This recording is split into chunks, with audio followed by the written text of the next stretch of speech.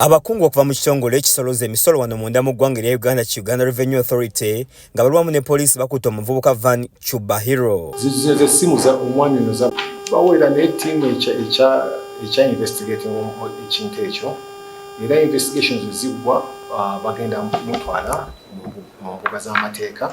Chubahiro mutuuze we Bunnamwaya mu ggombolola y'Olubaga mu kibuga ky'eggwanga Kampala ng'aludde nga yerembe kambu Linya ery'obwa Ssenkulu w'ekitongole kino John Musinguzi n'afeera abagagga ng'abadde abagamba nga bw'alina muwala we agenda ng'abasaba bamukwasizeeko ng'atuuka n'okkubisa ebbaluwa ezibayita ku mukolo guno. Chubahiro alambuludde ku ngeri gy'azze ng'afeeramu abantu ng'aliko omusajja Patrick Muwonge gw'alumiriza ng'agamba nti yaleeta ddiiru eno nga ye yali tamanyi nti bino binazza omuliro. Erinnya saalikozesa kubanga waliwo omuntu driver mukwano gwange bamuyita Muwonge Patrick yakolanga mu roofing nga driver yajja okumpitamu guno omuzannyo n'aŋŋamba asobola okukola ki asobola okuleeta business ennungi esobola okukola ki esobola okuleeta ssente ne mugamba mbuulira.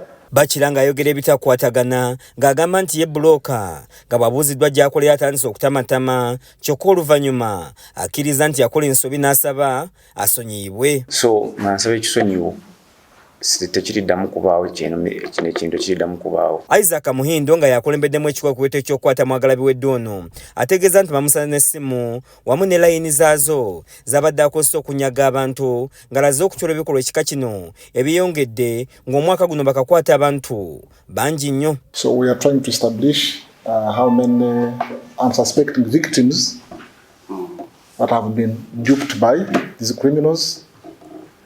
In this year, this is the third person.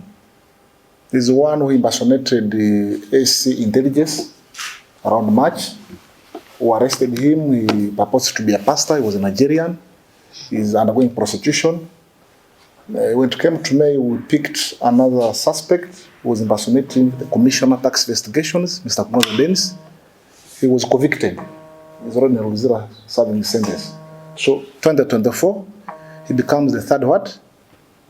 The third criminal in that line of crime. Guno si gwe mulundi ogusoose nga Chubahiro akwatibwa ng'ab'ekitongole ekikeese kya CMI bamukwatako ku byekuusa kweyita kyatali nga Muhindo bw'alambulula. Ne bamukwata ne bamutwala e Luzira n'amalayo emyezi ebiri ne bamuta ale October. Kati okuyingira kintu kino yali akava e Luzira. Robert Kalumba nga ye mwogezi w'ekitongole kya Uganda Revenue Authority ayogedde kukwatibwa kwa Chubahiro n'engeri gy'abadde afeeramu abantu nga naye avumidde ebikolwa eby'ekika kino by'agamba nti bidatanya ekifaananyi ky'ekitongole ekya URA kosa n'obwesige abantu bwe bakiteekamu. One, kikosa in terms of brand yaffe kyekisooka. Number two, kikosa ku nsonga gye bayita trust. Oba ofuna kye ngamba kyoba tulina obuzibu nnyo abantu bagamba nti aba URA babbye ssente kumbe abamu bafere beerimbise bayambala uniform zaffe booleza message nti asobola okwasakanya ensonga zo ez'emisolo kumbe mufere. Akuutidde abantu okubeera abeegendereza ku bannakigwanyiza ekikula kino n'abasaba okubatuukiriranga singa wabeerawo obwetaavu bonna. Ogezaako nnyo okulaba nti abantu nga babeekengera. Number one, URA singa tukola emirimu gyaffe tetutwala ssente cash byonna biyita mu banka. Omuntu wakugamba nti ntwalira miliyoni 2 wa KCC abeera wa URA abeera alimba. That's number one.